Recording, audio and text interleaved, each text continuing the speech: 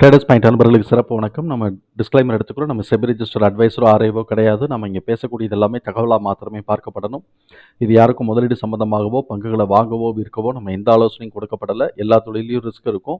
ரிஸ்க்கை புரிஞ்சுட்டு எச்சரிக்கையோடு தொழில் செய்யும்போது எல்லாமே நல்லா இருக்கும். நம்மளை ஆதரிக்கிற அனைத்து நல்ல உள்ளங்களுக்கும் நன்றி. வளமுடன் வாழ்க. நண்பர்களே, நம்ம நிஃப்டி 50 ரிசல்ட் பப்ளிஷ் ஆன கம்பெனிஸ் பார்த்துட்டு இருக்கிறோம். அந்த வரிசையில் இப்போ நம்ம பார்க்கக்கூடியது சிப்லா. சிப்லாவை பொறுத்த வரைக்கும் அவங்க என்ன பண்ணுறாங்க, டியூரபிலிட்டி வந்து ஸ்கோர் நல்லா இருக்குது, ஃபினான்ஷியல் ஸ்ட்ரென்த் நல்லா இருக்குது. வேல்யூஷனை பொறுத்த வரைக்கும் இது மிட் வேல்யூஷனாக போயிட்டுருக்கு. மூமெண்டம் ஸ்கோர் வந்து இது வந்து புல்லிஷ் ட்ரெண்டில் தான் இருக்குது. இந்த சமயத்தில் வந்து அனாலிசிஸ்ட் வந்து ப்ரைஸ் டார்கெட்டை வந்து 1482 கொடுத்துட்ருக்குறாங்க. பிஇ ஜோனை பொறுத்த வரைக்கும் இது இன்னும் பை ஜோனை தான் காட்டிகிட்டு இருக்கு. ஃபண்டமெண்டல் கீ மெட்ரிக்ஸை பார்த்தோம்னா இன்ட்ரெஸ்ட் கவர் ரேஷியோ வந்து 78.3 இருக்குது. கரண்ட் ரேஷியோ 3.1 இருக்குது. High level of solvency and liquidity ரேஷியோவை இவங்க மெயின்டைன் பண்ணுறாங்க. அதே மாதிரி ஆர்ஓசிஇ வந்து 21 இருக்குது, 21% இருக்குது.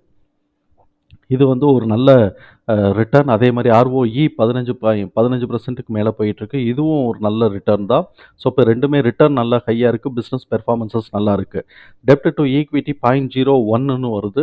ஸோ இப்போ இதுவும் கடன் இல்லாத கம்பெனியாக இருக்குது. இப்போ இந்த லெவலில் பொறுத்த வரைக்கும் பிஸ்னஸ் நல்லா இருக்குது, லிக்விடிட்டி அண்ட் சால்வன்சி ரேஷியோ நல்லா இருக்குது, கடன் இல்லாத கம்பெனி. இப்போ கம்பெனி வந்து நல்லா ஸ்ட்ராங் இதில் தான் இருக்காங்க.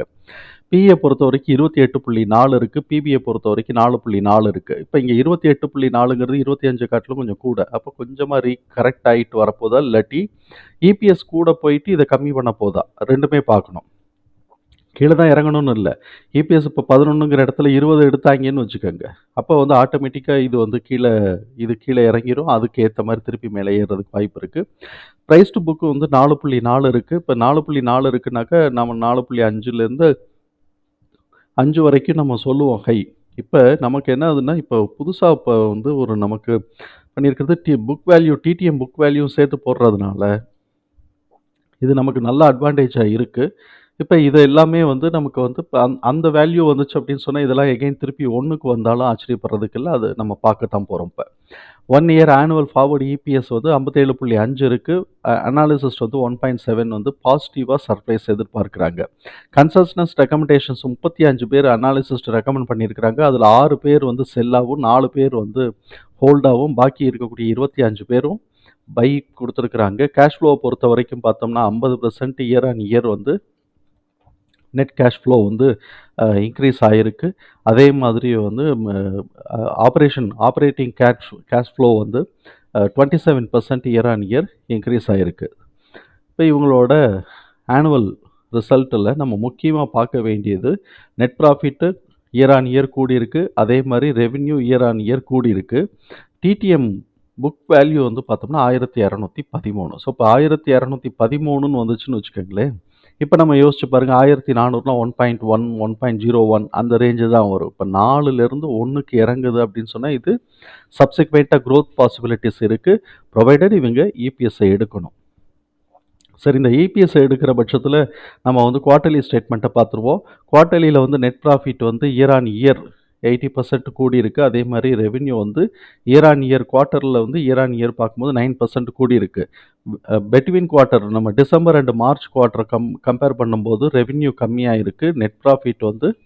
நெட் ப்ராஃபிட்டும் கம்மியாக இருக்குது. ஆப்வியஸாக வந்து இபிஎஸ் வந்து கம்மியாக இருக்கிறதுக்கு வாய்ப்பு இருக்குது. இப்போ இதில் ஒரு பேட்டர்ன் என்ன பார்க்குறதுக்கு வாய்ப்பு இப்போ நம்ம முடியுது அப்படின்னு சொன்னாக்க, மார்ச் மாதம் என்ன எடுத்துருக்குறாங்களோ அதை காட்டிலும் கூட ஜூன் மாதமும் செப்டம்பர் மாதமும் க்ரோத்தில் இருக்குது. டிசம்பர் மாதம் மாடரேட் ஆகிட்டு மார்ச் மாதம் திருப்பி லோவாகுது. 2022 வரைக்கும் இது மாதிரி இருக்குது. இப்போ 2023 ஜூன் மாதமும் செப்டம்பர் மாதமும் கூடிட்டு டிசம்பர் மாதம் கம்மியாகிட்டு மார்ச் மாதமும் கம்மியாயிருது. ஸோ இப்போ இந்த சைக்கிளில் வந்து 2 வருஷமாக ரிப்பீட் ஆகிருக்கிறதுனால நம்ம வந்து ஜூன் மாதத்துக்கு பாசிட்டிவாக கொஞ்சம் கூடுறதுக்கு வாய்ப்பு இருக்குது அப்படின்னு சொல்லிட்டு நம்ம எதிர்பார்ப்போம். இந்த எதிர்பார்ப்பு சரியாக வந்துச்சுனாக்க இங்கே இருக்கக்கூடிய நியூட்ரல் ட்ரெண்ட்லேருந்து புல்லிஷ் ட்ரெண்டுக்கே வந்து மாறினாலும் ஆச்சரியப்படுறதுக்கு இல்லை. இவங்களை இப்போ ஷேர் ஹோல்டிங் பேட்டர்னை பொறுத்த வரைக்கும் பார்த்தோம்னாக்க ப்ரொமோட்டர்ஸ் ஹோல்டிங் வந்து அப்படியே இருக்குது, அன்சேஞ்சு, நோ பிளெட்ஜஸ் எதுவுமே இல்லை. இவங்க என்ன பண்ணியிருக்கிறாங்க, எஃப்ஐஎஸ் என்ன பண்ணியிருக்கிறாங்கன்னா பாசிட்டிவ் ஆக்கி வச்சுருக்கிறாங்களா? ஆமாம், 0.09% பாசிட்டிவ் ஆக்கி வச்சுருக்கிறாங்க. டிஐஎஸும் வந்து 0.2% வந்து பாசிட்டிவ் ஆக்கியிருக்கிறாங்க, மேலே ஏற்றி வச்சுருக்கிறாங்க. ஸோ இப்போ 2 பேருமே வந்து மேலே ஏற்றி வச்சுருக்கிறாங்க கொஞ்சமாக எக்ஸ்ட்ராவாக வாங்கி ஏற்றி வச்சுருக்கிறாங்க. இப்போ இந்த வேல்யூவெல்லாம் தூக்கி நம்ம வந்து இதில் போட்டு விட்டோம். நம்மளோட எக்ஸல் ஃபார்மேட்டில் போட்டோம். இப்போ இதில் நான் எடுத்திருக்கக்கூடிய லோ வந்து 925. நமக்கு வந்து ஃபேர் ப்ரைஸு இப்போ இந்த இதில் ஃபேர் ப்ரைஸ் வந்து 617ன்னு கிடைக்குது. 57 ப்ளஸ் வந்து அந்த சர்ப்ரைஸையும் போட்டு 58 ஆக்கிட்டோம். TDM book value 1213. இப்போ டிடிஎம் புக் வேல்யூ போட்டோம்னா இது வந்து ப்ரைஸ் டு புக் வந்து இப்போ இருக்கக்கூடிய 1448க்கு வந்து ப்ரைஸ் டு புக் வந்து 1.19 மாறுது. இப்போ இந்த ரிசல்ட்டு இதுக்குள்ளே வருது. இப்போ இதில் நம்ம வந்து மேக்ஸிமம் இந்த இதில் வந்து இந்த வருஷத்துக்கான எஸ்டிமேஷன் நம்ம பார்த்தோம்னா 1542லேருந்து 1580 கிட்டக்க நமக்கு போகிறதுக்கு வாய்ப்புகள் இருக்குது. இப்போ அதே இது வந்து நியூ டு டேட் புக் வேல்யூவோட டிடிஎம் புக் வேல்யூ நம்ம பார்த்தோம்னு வச்சுக்கோங்களேன் 1213. அப்போ ஃபேர் ப்ரைஸ் என்ன ஆகுது 1179ன்னு மாறுது. ஏற்கனவே ஃபேர் ப்ரைஸ் வந்து 617லேருந்து கிட்டத்தட்ட டபுள் ஆயிருது.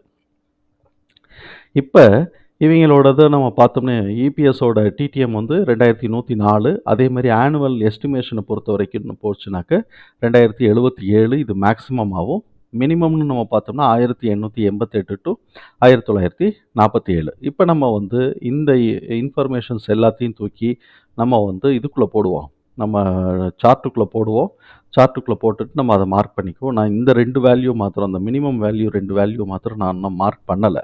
அதே சமயத்தில் இப்போ 1400 சொச்சத்தில் தான் இருக்கிறதுனால இவன் 1628க்கு டு 1671 வரணும்.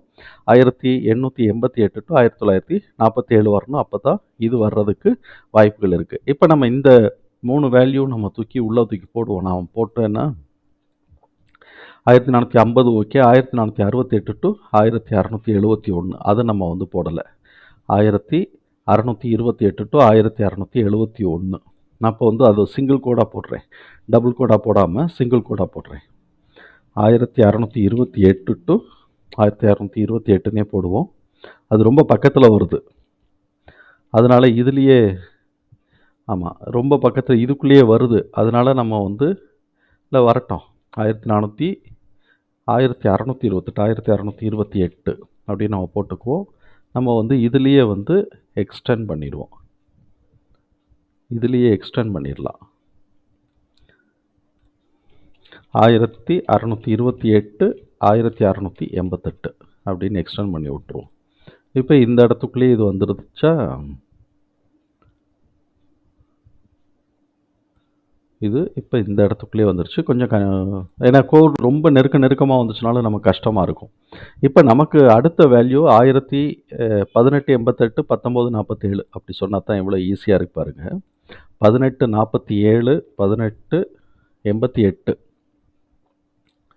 இங்கே இருக்கா. இப்போ வந்து இதுலேயே வந்து 1888 1947 இதையும் வந்து ஒரே கோடில் போட்டு விட்டுருவோம். இல்லாட்டி ரொம்ப இதாக இருக்கும். ஸோ இப்போ இந்த பேத்தில் வந்து இவங்க வந்து 1542லேருந்து 1688 வரைக்கும் இந்த வேல்யூஸ் எல்லாத்தையும் கவர் பண்ணிவிட்டு இதையும் உடச்சி போனாங்க. எங்கே வரைக்கும் போகிறாங்கன்னு பார்ப்போம். இதுதான் நமக்கு வந்து இருக்கிறது. இங்கே 1947 முடிஞ்சால் போட்டு விடுவோம். 1947 போட்டு விட்டோம்.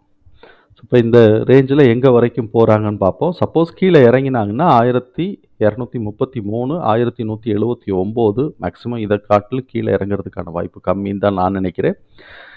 அப்படி வந்து ஹெட்ஜஸ் எடுத்தே ஆவேன் அப்படின்னு சொன்னானாக்க இந்த 1000 ரூபா ரேஞ்சில் ஹெட்ஜஸ் எடுக்கிறதுக்கு வாய்ப்புகள் இருக்குது. இந்த இதெல்லாம் வந்து வாய்ப்பு இருக்குது. இப்போ நம்ம இந்த மாதிரி மேலே ஏறுது அப்படிங்கிற ஒரு ஹோப் நமக்கு எதுக்காக வந்திருக்கு அப்படின்னு சொன்னாக்க புக் வேல்யூ வந்து டிடிஎம் புக் வேல்யூ வந்து நமக்கு கிடைச்சதுனால தான் நம்ம அது மாதிரி வந்திருக்கு. அதோடு இவங்க இபிஎஸ்ஸையும் கொஞ்சம் கூட எடுக்க ஆரம்பிச்சிட்டாங்கன்னாக்க மேலே போகிறதுக்கு வாய்ப்புகள் இருக்குது. தகவல் நமக்கு பயனுள்ளதாக இருந்ததுன்னா சங்கருக்கு ரொம்ப சந்தோஷம். நம்மளை ஆதரிக்கிற அனைத்து நல்ல உள்ளங்களுக்கும் நன்றி. வளமுடன் வாழ்க.